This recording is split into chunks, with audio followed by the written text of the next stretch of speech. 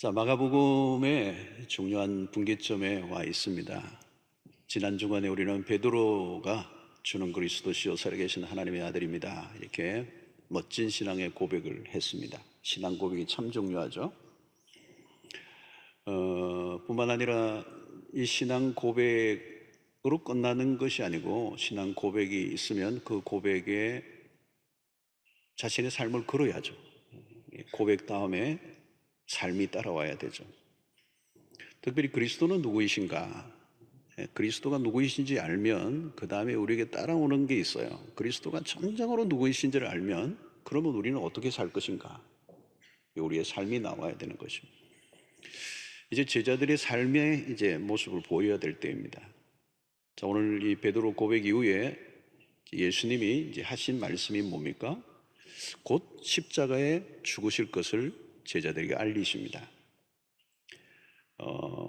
그 당시에 이 장로, 서기관, 제사장들, 이 종교 기독권 이 지도자들에 의해서 이제 붙잡히시고 고난당하시고 죽으시고 다시 살아나실 것을 이제 제자들에게 가르쳐 주셨습니다. 이제 곧 십자가가 목전에 다가오고 있죠.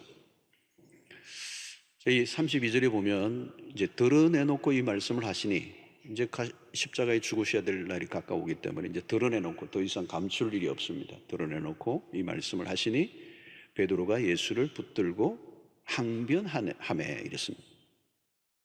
갑자기 베드로가 돌변을 해요. 그리고 예수를 붙들고 항변하며 그랬거든요. 여기 예수님을 붙들었는데 어디를 붙들었는지 모르겠어요. 뭐 팔을 붙들었는지 다리를 붙들었는지 허리를 움켜줬는지 모르지만 강하게 예수님을 붙잡고 저항을 하시, 항변을 하는 거예요. 항변. 여기 항변이라는 표현은 책망, 또 꾸짖다, 뭐 비난하다, 뭐 이런 의미가 담겨 있습니다. 어떻게 보면 상당히 무례한 행동입니다. 상당히 무례한 행동입니다. 근데 베드로가 스승에게 이렇게 이런 막 붙들고, 옛날에 이전역 보면 간하여 이제 저항을 하는 모습이거든요. 이게 숨겨져 있던 게 폭발한 것 같아요. 당황스러운 장면이 벌어졌는데 스승과 제자의 충돌이 지금 벌어진 겁니다. 베드로는 이런 거죠. 예수님이 지금 무슨 말씀하는 겁니까? 당신이 죽는다니요? 죽으면 안 됩니다. 우리가 당신 따라 여기까지 왔는데 죽다니요? 지금 잘 되고 있는데 무슨 얘기라는 거예요? 대들듯이 지금 따지고 있는 거예요.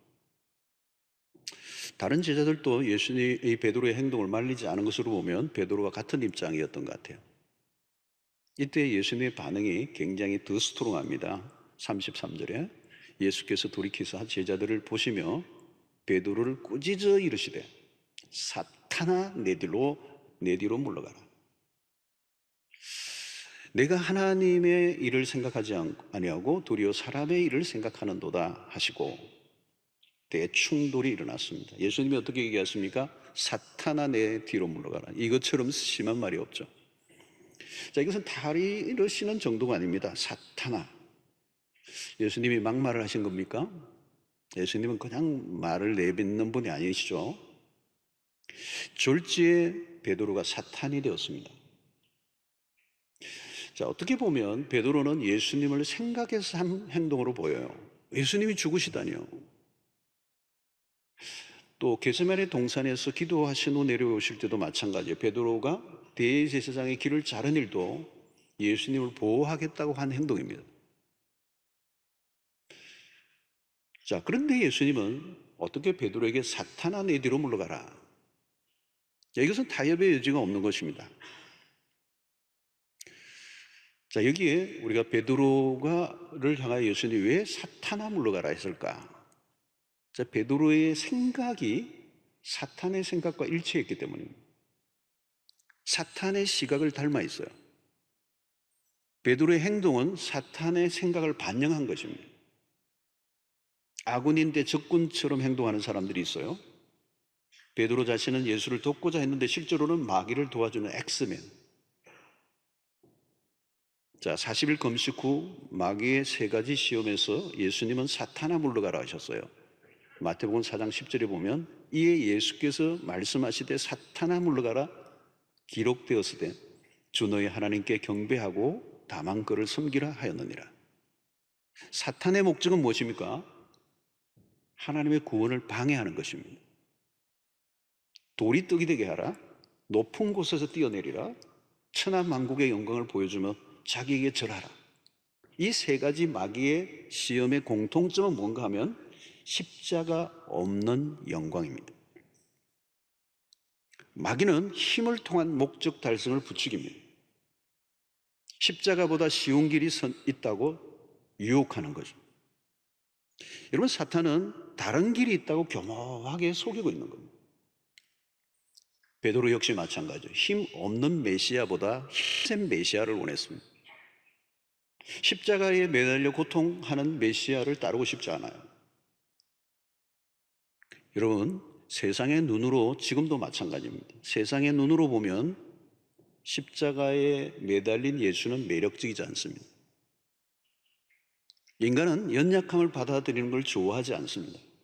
2000년 전이나 지금이나 십자가는 매력적이지 않습니다. 우리는 예수를 믿었기 때문에 십자가는 너무도 아름답지만 그 이전에 세상적 관점에서 십자가는 매력적이지 않아요. 십자가는 여전히 미련하게 보입니다. 어떻게 인간을 구원하러 온 자가 힘없이 매달려 죽는가 하는 것입니다. 그래서 십자가를 사람들은 싫어하고 조롱합니다. 어떻게 보면 십자가의 방법을 따르면 망할 것 같이 보이죠. 사람들은 더 나은 방법을 찾으려고 합니다. 그러나 십자가의 길 외에는 구원을 얻을 다른 길이 없습니다. 십자가는 무슨 이념이나 사상이 아닙니다. 심오한 철학도 아닙니다. 십자가는 세상 죄를 대신 지고 가신 하나님의 어린 양의 죽으심, 목배입니다. 십자가는 인류를 죄로부터 구원하시기 위한 하나님의 유일한 방법입니다. 그래서 그 십자가를 우리는 하나님의 능력이요 하나님의 지혜라고 그러죠.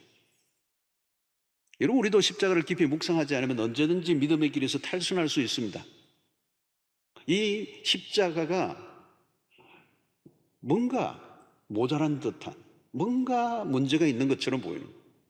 그러나 여러분, 인간의 지혜가 아무리 탁월해도 하나님의 지혜와 견줄 수는 없습니다. 당연히 십자가를 인간의 이성으로 판단해서도 안 돼요. 인간의 교만은 십자가를 무시하게 됩니다. 구약의 예언자들은 그리스도는 이미 고난받은 종으로 묘사되어 있습니다. 이사야 52장 후반부터 53장 앞부분까지 고난받는 종의 모습을 그려주고 있습니다. 십자가가 기준이고 답이라는 거죠. 오직 십자가로만 구원의 길이 열린다. 하나님이 이루어 가시는 방식과 인간이 생각하는 방식이 전혀 다름을 오늘 이 베드로의 반응을 통하여 보여줍니다.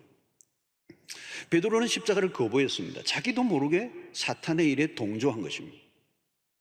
십자가를 거부하는 일은 하나님을 대적하는 일이 됩니다. 베드로는 아직 그리스도를 따를 준비가 되지 않았어요. 십자가를 이해하지 못한 것입니다.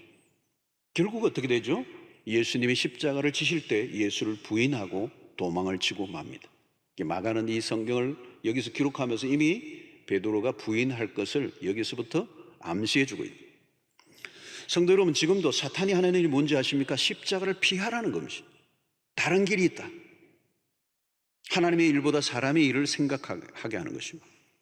그래서 우리는 십자가에 집중하지 않으면 사람의 생각, 사탄의 생각을 하게 되는 것입니다. 사탄의 전략에 말려들게 됩니다.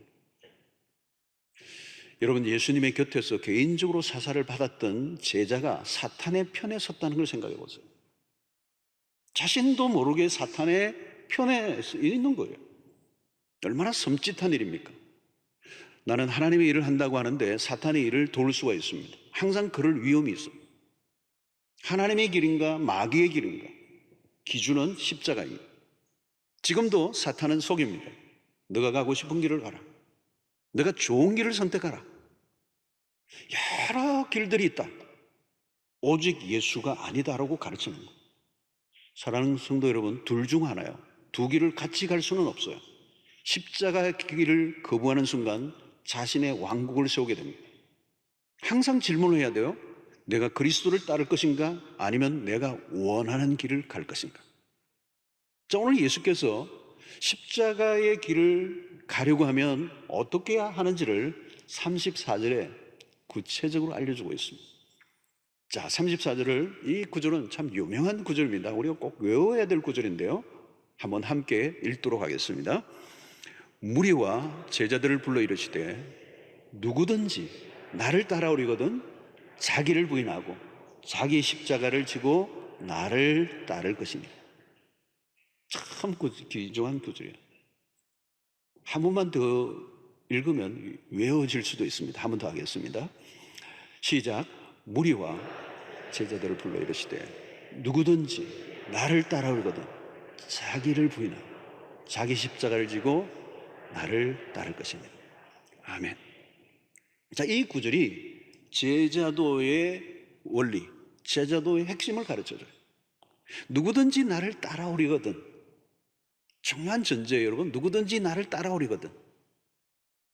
여러분, 누구를 따를 것인가? 굉장히 중요한 주제예요. 누구를 따를 것인가? 성도 여러분, 따를 만한 분을 만난 적이 있습니까? 세상에서? 누구를 따를 만한, 정말 따르고 싶다. 여러분, 왜 사람들이 방황합니까? 방황하는 이유는 내가 진정으로 따를 만한 사람을 만난 적이 없기 때문에. 여러분, 따를 만한 분을 만나면요, 그분 따라가면 돼요. 쉬워요, 쉬워. 그분이 걸어간 그 길만 가면은 뭐 어려움이 없잖아요. 그대로 하면 되잖아요. 여러분, 우리의 인생의 가장 큰 혼란은 진정으로 따를 분이 없다는 거예요. 뭐 대단해도 인간은 언제나 우리를 실망시키는 일이 많아요. 여러분, 우리의 계획과 목표를 잘못 세워서 인생이 곤란한 게 아니에요. 따를 만한 분을 만나지 못했기 때문에. 세상에서는 나를 따르라 그런 사람이 많죠. 근데 믿을 수가 없어. 오늘 우리에게 주님은 나를 따라오리거든. 진정으로 따를 만한 분은 오직 예수 그리스도예요. 예수를 따를 때 우리의 인생이 달라집니다. 우리를 예수 그리스도를 따르기만 한다면 우리의 삶에 많은 혼란과 갈등과 방황이 끝이 날 거예요. 예수를 따라가기만 하면 우리의 삶에 질서가 잡힐 거예요. 예수를 따르기만 한다면 우리에게는 최종적인 승리가 주어질 것을 확신합니다. 자, 마가는 계속 제자도를 가르치고 있는 거죠. 제자와 군중을 구별시키고 있는 겁니다. 복음서를 읽는 사람들에게 모두가 이 도전을 하는 거예요. 당신은 제자인가 무리인가? 누구를 따르고 있는가?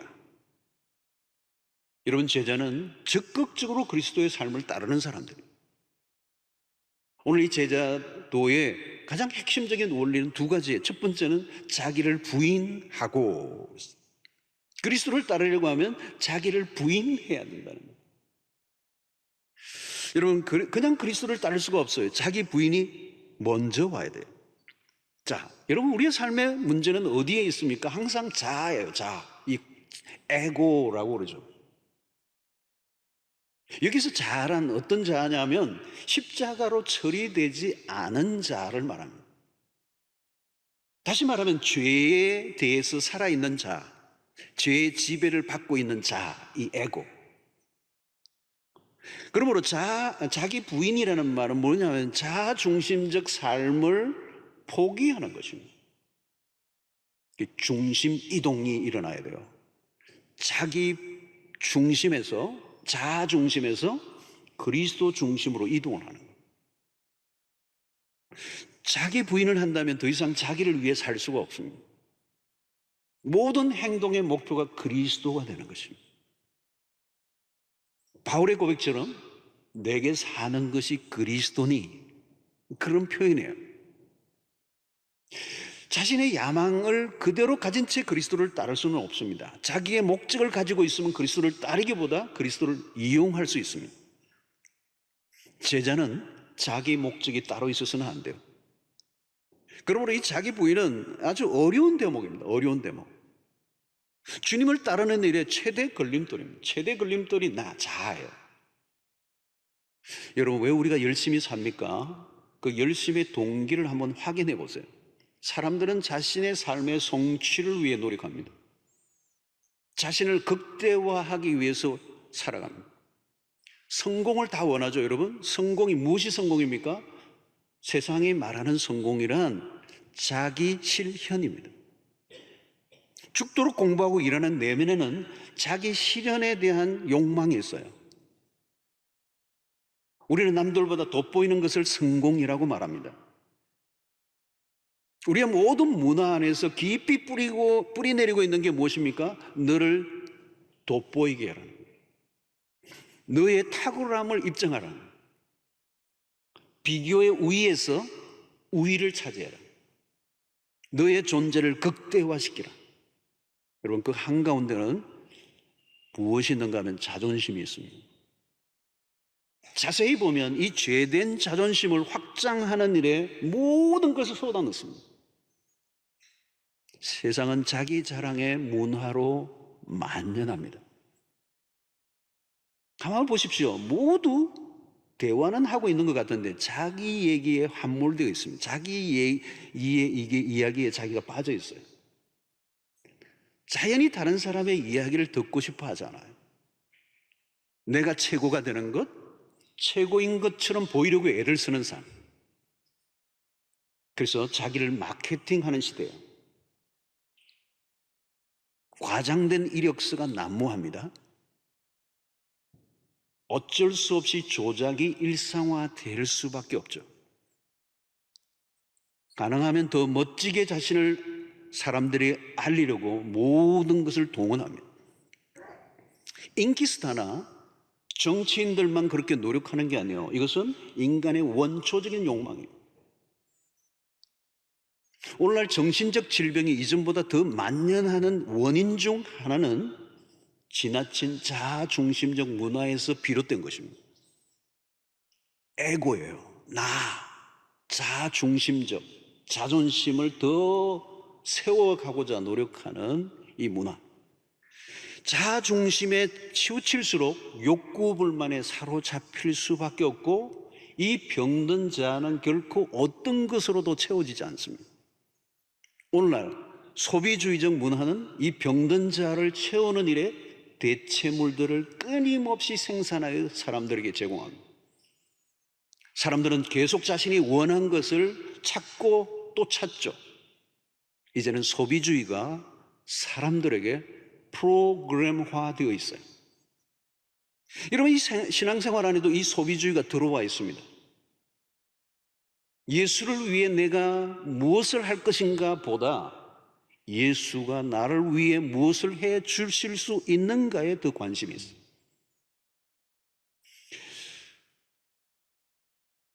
교회 프로그램들도 거기에 맞춰져 있을 때가 있습니다.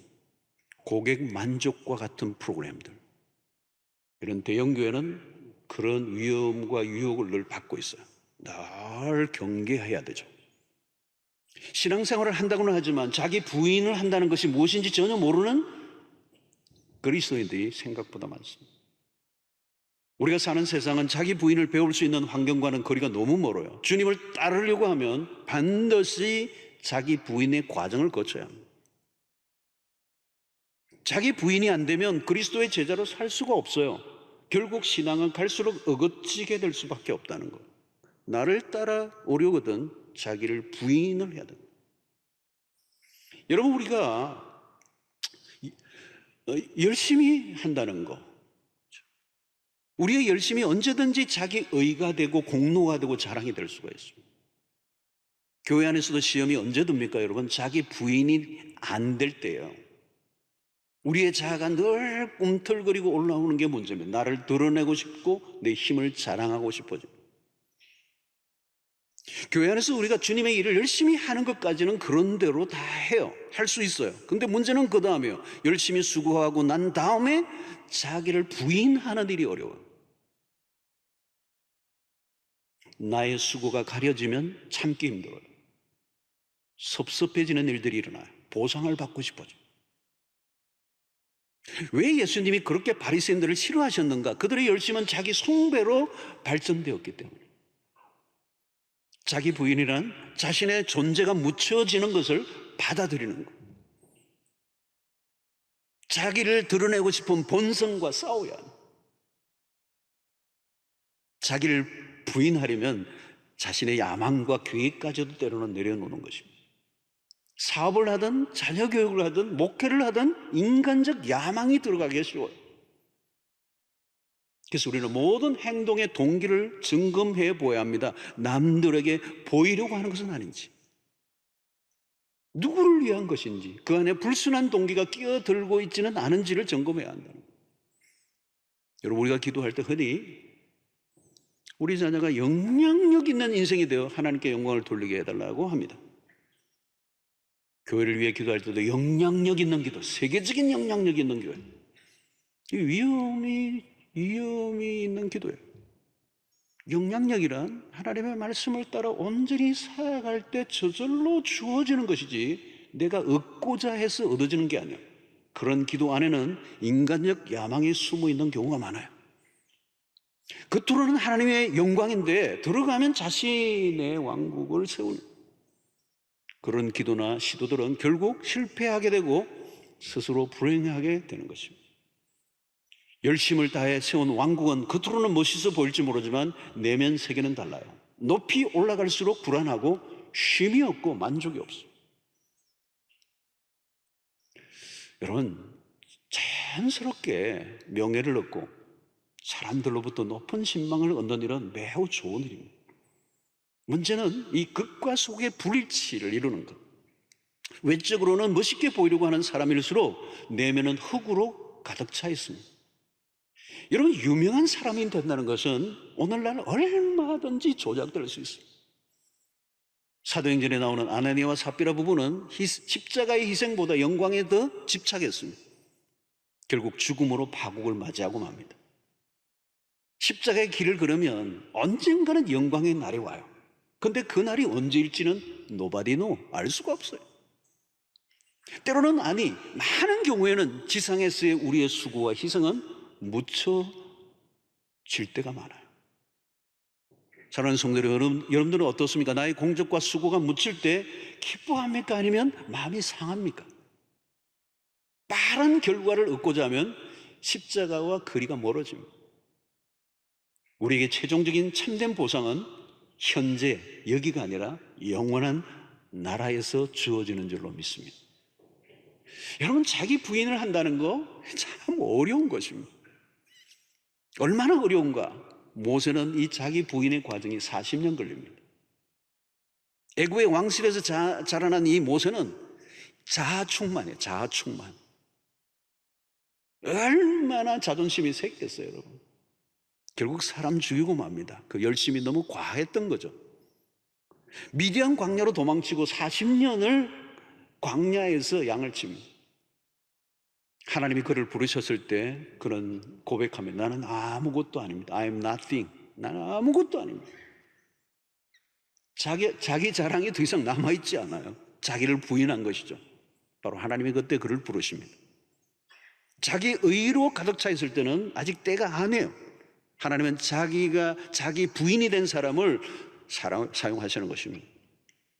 자기 부인이 되지 않으면 하나님의 일을 하기보다 방해자가 됩니다. 그래서 자기 부인을 위해서 필요한 것은 광야예요. 그 광야에서 깎이고 또 깎이는 작업을 계속하면서 자기 부인의 과정이 이루어지는 것입니다. 쉬운 일이 아니에요. 힘든 과정입니다. 하나님은 잘난 사람을 찾지 않으세요. 신기합니다. 자기 부인이 안 된 사람 주변은 늘 시끄럽고 자기 주장이 강하고 일을 하긴 하지만 문제를 더 복잡하게 만들고 사람들에게 상처를 주는 일들을 하게 되는 것입니다. 여러분, 가정 안에서도 여러분 제자도는 필요해요. 자기 부인을 한 사람은요 자기 부인과 싸우지 않아요.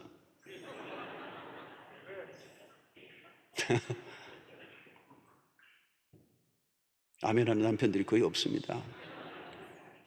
자기 부인을 하면요 다른 사람과 싸우지 않아요. 자기 부인이 됐기 때문에요. 자기 부인이 된 사람은요 기꺼이 순종을 해요. 순종의 삶은 자기 부인에서 가능한 겁니다. 어떻게 순종이 가능해요? 자기 부인을 한 사람은요, 화를 낼 일이 없어요. 억울한 일도 없어요. 성도 여러분, 자기 부인은요, 잃어버리는 삶이 아니에요. 얻는 삶이에요, 결국은. 여러분, 자기를 부인해야 비로소 자기가 누구인 걸 알 수 있습니다. 자기를 부인할 때 진정한 자아를 찾습니다. 자기를 부인하지 않고 만족을 시키려고 하면 할수록 자기를 속여야 합니다. 거짓된 자아를 만족시키려고 몸부림쳐 보십시오. 만족을 할 수가 없어요.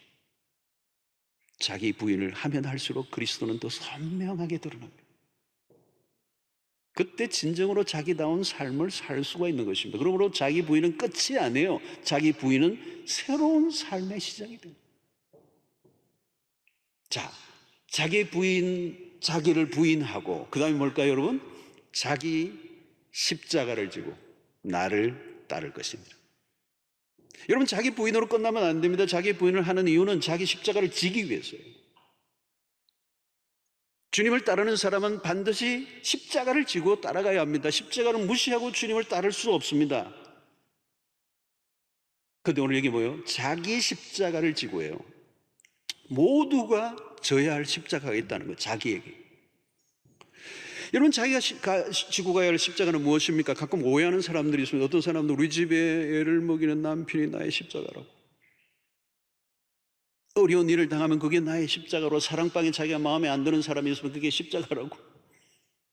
때로는 자신의 삶의 어떤 약점이나 질병을 십자가로 여깁니다.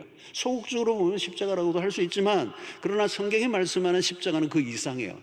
십자가인지 아닌지 무엇을 알 수가 있습니까? 철저히 그리스도가 기준이십니다. 그리스도의 십자가는 어떤 것입니까? 예수님 당신 자신을 위해 고통을 당하신 게 아니에요. 여러분은 그리스도를 철저히 따라가야 합니다. 비아 돌로로사, 그리스도가 가셨던 그 길을 따라가는 거예요. 그리스도가 십자가에서 당하셨던 것을 우리가 당할 수는 없어요. 그러나 그런 유사한 경험은 우리가 할 수 있어요. 주님의 길을 걸어갈 때, 주님의 삶을 따라갈 때 우리에게 배신을 경험할 수가 있어요. 오해를 받을 수가 있고, 때로는 처절한 외로움 속에 빠질 수도 있어요. 믿음으로 살아가려고 할 때 버림받음의 경험을 할 수도 있고, 멸시와 조롱을 받을 수도 있고, 때로는 그리스도 때문에 겪는 수치와 고통이 찾아올 수도 있습니다. 여러분, 십자가의 길은 참으로 위험합니다. 꽃길이 아니고요, 불편한 삶이에요. 척박하고 좁은 길입니다. 지금까지 편안한 길만 걸어왔다면 십자가와 거리가 먼 삶일지도 모릅니다. 십자가를 붙드는 순간 내가 소중하게 여기던 것을 잃어버릴 수도 있어요. 나와 함께하던 사람들 중에 상당한 사람들이 나에게 등을 돌릴 수도 있어요. 배우자와의 갈등이 이전보다 더 심각해질 수도 있어요.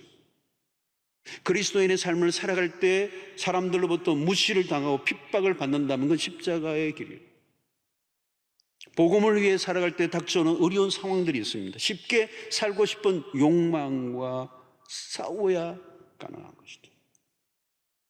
사랑하는 성도 여러분, 신앙생활을 하면 할수록 쉬워집니까? 어려워집니까? 기독교는 쉽게 사는 길을 가르쳐주지 않습니다. 자기 십자가를 지고 나를 따를 것입니다. 성도 여러분, 예수님이 십자가로 가까이 갈수록 사람들은 하나둘 떠났습니다. 예수님 곁을. 그들의 생각했던 길이 아니기 때문입니다. 오늘 우리도 마찬가지예요. 어쩌면 무거운 주제일 수도 있지만 한 번은 우리는 십자가 앞에 우리의 신앙을 점검해 보아야 합니다. 십자가는 지식의 문제가 아니고 삶의 문제입니다. 교리의 문제가 아니라 일상에서 풀어내야 될 우리의 신앙의 핵심적인 주제입니다.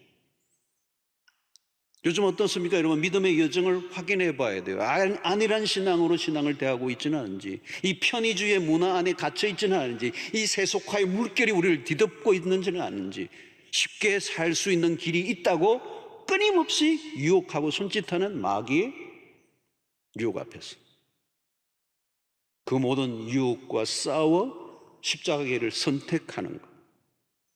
여러분, 직장에서도 그냥 일상적인 직업인으로만 활동하면 별 어려움 없이 지낼 수 있습니다. 그러나 내가 그리스도를 위해 무엇인가 하려고 하면 져야 할 십자가가 생기게 되어 있습니다.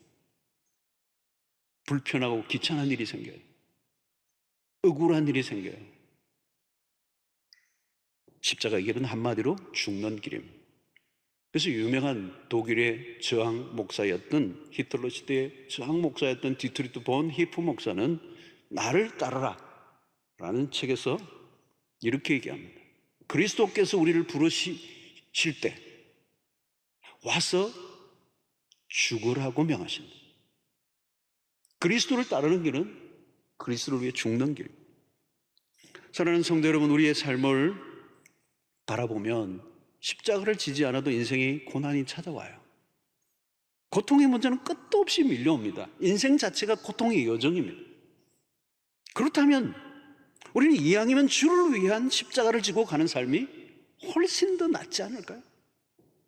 십자가로 해서 너무 거창하게 생각하지 말고 일상의 작은 것들 안에서도 십자가를 지는 훈련을 하는 것입니다. 주님은 내가 원하지 않지만 어디론가 데리고 가실 때가 있어요. 내가 살고 싶은 곳이 아니라 살고 싶지 않지만 살아가라고 하는 곳이 있는 거죠. 요한복음 21장 18절에 내가 진실로 진실로 내게 이르노니 내가 젊어서는 스스로 띠띠고 원하는 곳으로 다녔거니와 늙어서는 내 팔을 벌리리니 남이 내게 띠띠우고 원하지 아니하는 곳으로 데려가리라. 내가 원하는 삶이 아니라 주님이 있으라고 하는 곳에 서 있는 것, 바로 그것이 십자가의 길입니다. 나에게 유익한가 아닌가는 주제가 아니에요. 주님은 나만의 행복보다 다른 사람을 위해 희생을 요구하고 있는 것입니다. 십자가를 지고 가는 삶은 내가 원하는 삶을 포기하라는 것입니다. 때로는 나의 꿈을 접을 수도 있어요. 때로는 예수 때문에 물질적 손해를 볼 수도 있어요. 분명히 내가 사회적으로는 갑의 자리에 있음에도 불구하고 을처럼 행동할 때가 있어요. 왜요? 예수 때문에. 왜 그런 길을 걸어야 합니까? 왜 우리가 그렇게 억울하고 손해보고 우리가 무시를 해도 그 길을 걸어야 합니까? 예수께서 그 길을 가셨기 때문에. 예수께서 우리에게 보여주신 삶이기 때문에. 예수의 길은 세상의 길과 전혀 다른 것입니다. 베드로는 그게 못마땅한 것이었죠. 미련해 보이고 매력적이지 않아 보이고 무시해버렸죠. 그 길이 주님이 걸어가셨던 길이기 때문에. 성도 여러분, 자기를 부인하고 자기 십자가를 지고 가는 삶은 어려운 길입니다. 그러나 십자가는 십자가로 끝나지 않습니다. 십자가 이후에 영광이 있습니다. 로마서 8장 17절의 말씀이죠. 자녀이면 또한 상속자, 곧 하나님의 상속자요 그리스도와 함께 한 상속자니 우리가 그와 함께 영광을 받기 위하여 고난도 함께 받아야 할 것입니다. 그리스도의 길을 따르고 있다면 장래에 소망이 있습니다. 예수의 이름 때문에 받은 고난이 있다면 낙심하지 마세요. 제대로 가고 있는 거예요. 그 길의 끝에 다가올 영광이 있다는 거예요. 십자가의 길은 두려운 길입니다. 그러나 홀로 가는 길이 아니요, 십자가의 무거운 짐을 우리 주님이 함께 져주십니다. 예수의 제자로 산다는 것은 특권 중에 특권이에요. 십자가의 길 끝에 영광이 기다리고 있기 때문에. 부족하지만 예수의 제자로 살고자 애를 쓴다면 주께서 우리에게 은혜를 주실 줄로 믿습니다. 십자가의 길을 걷는 사람들이 경험하는 독특한 은혜가 있어요. 주님의 위로입니다. 주님은 우리가 지고 있는 십자가의 무게를 아십니다. 주님 우리의 고통을 이해하시는 분이십니다. 예수의 제자로 사는 것 때문에 당하는 고난이 있다면 감사하시기 바랍니다. 내가 그때 가장 그리스도를 닮아 있을 가능성이 높습니다. 나는 제자인가? 오늘 이 질문을 우리 각자에게 던져보아야 합니다. 항상 십자가 길을 피하라고 하는 사단의 유혹과 싸워야 돼요. 우리는 항상 십자가의 편에 서야 합니다.